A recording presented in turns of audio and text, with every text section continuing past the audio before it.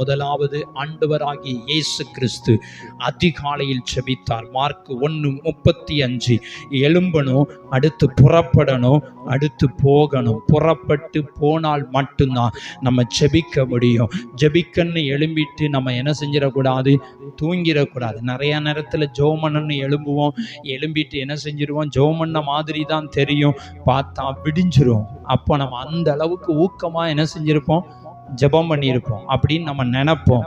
ஆனால் ஜெபமே என்ன செஞ்சிருக்க மாட்டோம், பண்ணியிருக்க மாட்டோம். கவனமாக என்ன செய்யணும், இருக்கணும். முதல்ல அதிகாலையில் எழும்பி செபிக்கணும். லூக்கா 21:38.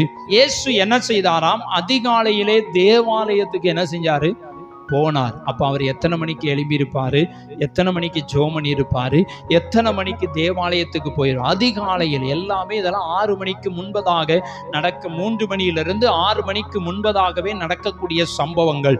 6 மணிக்கு மேலே ஆயிருச்சுன்னா வெளிச்சம் வந்துடும், இருட்டெல்லாம் போயிடும், சூரியன் உதயம் என்ன செஞ்சிடும், ஆகிவிடும். இயேசு அதிகாலையில் இருட்டோட ஜோமனினார். அடுத்து வேதம் சொல்லுகிறது, ஜனங்கள் எல்லாரும் அவருடைய உபதேசத்தை கேட்கும்படி அதிகாலையுமே தேவாலயத்தில் அவரிடத்துக்கு என்ன செஞ்சாங்க, வந்தாங்க. உபதேசம்னா என்னது, பைபிள், வசனம், சத்தியம்.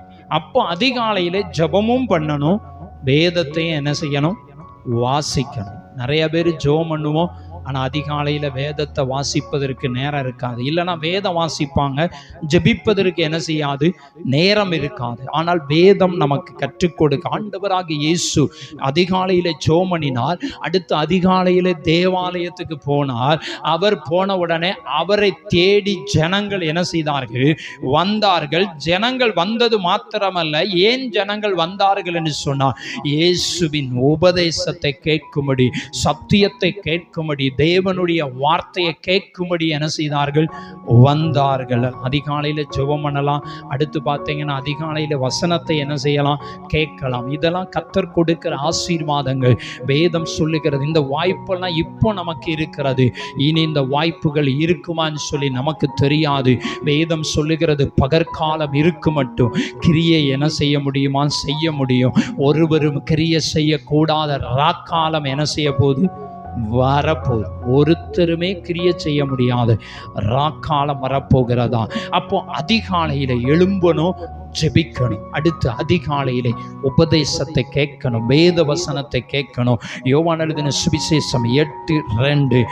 மறுநாள் காலையிலே அவர் திரும்பி தேவாலயத்துக்கு வந்தபோது, அப்போ ஆண்டவராகிய இயேசு என்ன பண்ணியிருக்காரு, அடிக்கடி தேவாலயத்துக்கு என்ன செய்யறாரு, வருகிறார். அவரே தெய்வம், மனுஷகுமாரனா இந்த பூமிக்கு வந்தாரு. அவர் அடிக்கடி தேவாலயத்துக்கு வந்து கொண்டிருக்கிறார். தேவாலயத்தில் வந்து என்ன பண்றாரு, சும்மா இருக்கல, உபதேசம் பண்ணி கொண்டிருக்கிறார். அப்ப இதுல இருந்து நம்ம அறிந்து கொள்ளுகிற காரியம், ஏன் அடிக்கடி தேவாலயத்துக்கு வரணும்னு சொன்னா, இயேசு தேவாலயத்துக்கு வந்தார். அவரை தேடி ஜனங்களும் என்ன செய்தாங்க, தேவாலயத்துக்கு வந்தாங்க. ஆலயத்துக்கு தேவ பிள்ளைகள் என்ன செய்யணும், வரணும். ஏன் கூட்டத்தை நம்ம ஏற்படுத்துகிறோம், நீங்கள் அடிக்கடி ஆலயத்துக்கு என்ன செய்யணும், வரணும். உபதேசத்தை என்ன செய்யணும், கேட்கணும். சத்தியத்தை என்ன செய்யணும், கேட்கணும். பள்ளிக்கூடத்துக்கு தினமும் பிள்ளைகள் என்ன செய்கிறாங்க, போகிறாங்க. எதுக்கு போகிறாங்க, படிக்க போகிறாங்க. நம்ம வயக்காட்டுக்கு தினமும் வேலைக்கு போகிறோம், அரசு வேலைக்கு போகிறோம், இல்லைன்னா ஏதோ கூலி வேலைக்கு போகிறோம். ஏன் தினமும் போகிறோம், போனாதான் நம்ம என்ன செய்ய முடியும், சாப்பிட முடியும், நம்முடைய சரீரத்துக்குரிய தேவைகளை சந்திக்க முடியும். அதே போலதான் நம்ம அனுதினமும் தேவாலயத்துக்கு வருகிற போது நம்முடைய ஆத்தும தாகம் என்ன செய்யும், தீர்க்கப்படும். உபதேசம் கேட்கப்படும், உபதேசம் கற்றுக் கொடுக்கப்படும், சத்தியம் போதிக்கப்படும். ஆலயத்துக்கே வரலன்னு வச்சுக்கோங்களேன், தேவ சமூகத்துக்கு நிறைய பேர் ஞாயிற்றுக்கிழமை கூட வர்றது ரொம்ப கஷ்டமாகி விட்டது. இவங்க நிலைமைலாம் ரொம்ப பரிதாபமான நிலைமையா என்ன செஞ்சிடும், மாறிடும். ஏன்னா இயேசு அதிகாலையிலே ஜெபம் பண்ணினார், தேவாலயத்துக்கு போனார். மறுநாள் காலையிலே தேவாலயத்துக்கு திரும்பி தேவாலயத்துக்கு போனார். அப்ப அடிக்கடி தேவ சமூகத்திற்கு, தேவாலயத்துக்கு சென்ற இயேசுவா இருந்தார். அப்படி இருக்கிற போது நீங்களும் நானும் எப்படிப்பட்ட, இயேசுவே கடந்து போகும்போது நம்மளாம் அவர் பச்சை மரம், நம்மளாம் என்ன செய்து பட்ட மரம். பச்சை மரத்துக்கே இந்த பாடுன்னு சொன்னார், பட்ட மரத்துக்கு எப்படி செய்வார்கள் என்று இயேசு சொன்னார். நம்மெல்லாம் பட்டு போன மரம். தெய்வ பிள்ளைகள் அறிந்து கொள்ளணும், இயேசு நிறைய நேரங்களை ஜெபம் பண்ணிக்கிட்டே இருந்தார். நம்மளும் ஜெபித்து கொண்டே இருக்கணும், ஜெபித்து கொண்டே இருக்கணும். வேலைக்கு போகாமல் வீட்டில் 24 மணி நேரம் ஜெபம் பண்ணி கொண்டிருங்க என்று அல்ல. ஒவ்வொரு நேரத்தை ஆண்டவர் என்ன செஞ்சிருக்கிறார், குறித்திருக்கிறார். முதல்ல இயேசு அதிகாலையில் ஜெபித்தார், இரண்டாவதாக சாயங்காலத்தில் ஜெபித்தார். மார்க் 1:35 ஆண்டவராகிய இயேசு அதிகாலையில் ஜெபித்தார், இரண்டாவதாக இயேசு சாயங்காலத்தில் ஜெபித்தார். மார்க் 6:46-47 சொல்லுகிறது, அவர் ஜனங்களை அனுப்பிவிட்ட பின்பு ஜெபம் பண்ணும்படி ஒரு மலையில் மேல் என்ன செய்தாராம், ஏறினார். எல்லா மக்களும் அவரை பின்பற்றி வந்த மக்களை, அவரிடத்துல சத்தியம் கேட்க வந்த மக்களை என்ன பண்ணிட்டாரு, அனுப்பிட்டார். நீங்க போயிட்டு வாங்கன்னு அனுப்பிட்டு அவர் எங்க போனாராம், ஜெபம் பண்ணுவதற்கு மலையின் மேல போனாராம். மலையின் மேல் ஏறினதான நேரம் என்ன, சாயங்காலமான போது. சாயங்காலம் என்ன செஞ்சிருச்சு, ஆகிருச்சு. சாயங்காலம் ஆன போது படகு எங்க இருக்கிறது, நடுக்கடல்ல படகு இருக்கிறது. இவரோ கரையிலே தனிமையா இருந்து கடலை ரசிச்சுக்கிட்டா இருந்திருப்பாரு. இவர் தான் கடலையும் காற்றையும் உண்டாக்கினவர், முழு அண்ட சராசரங்களையும் உண்டாக்கினவர். எல்லாரையும் அனுப்பிவிட்டு, படகையும் அனுப்பிவிட்டு, இவர் நடுக்கடல்ல படகு நிற்கிறது. இவரோ அக்கறையிலே கரையிலே தனிமையாயிருந்து ஜெபம் பண்ணினார். அல்லேலூயா. அப்ப சாயங்காலத்திலையும் நம்ம என்ன செய்யணும், ஜெபிக்க வேண்டும். அதிகாலையில முக்கியமா ஜெபிக்கணும், விட்டுறாதீங்க.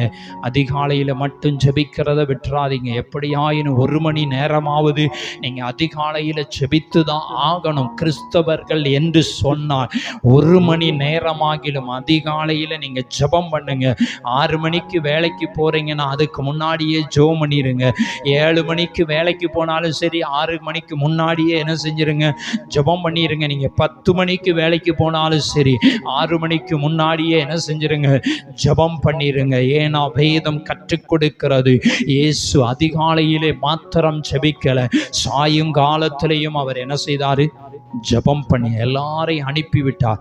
எல்லாரையும் அனுப்பிவிட்டார். அதன் அர்த்தம் என்ன, சாயங்காலம் இரவு நேரமோ அமைதியான நேரமா என்ன செய்யும், இருக்கும். ஆங்காங்கே கொஞ்சம் ஓய்வெடுக்கிற நேரம், ரெஸ்ட் எடுக்கிற நேரம். அமைதின்னு கூட சொல்ல முடியாது, ஆனாலும் ஆங்காங்கே கொஞ்சம் ரெஸ்ட் எடுக்கிற நேரம். பாருங்க, இயேசு எல்லாரையும் அனுப்பிட்டு இவர் தனிமையா உட்கார்ந்து இருக்கிறார். வந்த எல்லா மக்களும் போங்க போங்க அப்படின்னு அனுப்பிவிட்டு இவர் தனிமையாய் உட்கார்ந்து ஜெபம் பண்ணினார் என்பதாக. இயேசு எங்க போனாலும் சரி, தனிமையா இருந்தா சும்மாவே என்ன செய்ய மாட்டாரு, இருக்க மாட்டார். ஒன்று உபதேசம் பண்ணி கொண்டிருப்பார், இல்லைன்னா அவர் ஜெபம் பண்ணி கொண்டிருப்பார்.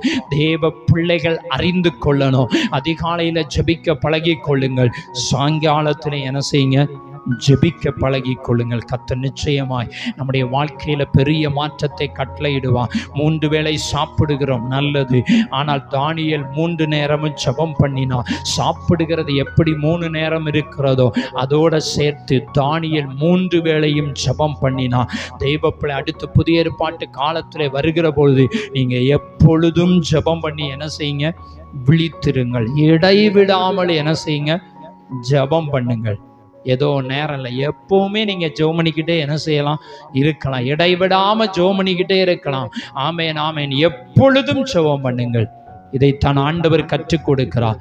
ஆண்டவர் இதைத்தான் கற்றுக் கொடுக்கிறார். இன்றைக்கு தேவ பிள்ளைகள் நாம் எப்படி இருக்கிறோம், என்ன செய்து கொண்டிருக்கிறோம் என்பதை நாம் என்ன செய்யணும், அறிந்து கொள்ள வேண்டும். கர்த்தர் நம்மை ஆசீர்வதிப்பார். அப்படியே கண்களை மூடி நாம் ஆண்டவரை நோக்கி பார்ப்போம். ஆண்டவராகிய இயேசு ஜெபித்தார். அவர் எப்போதெல்லாம் ஜெபம் பண்ணினார் என்பதை குறித்து பார்த்தோம். 1, இயேசு அதிகாலையில் ஜெபித்தார்.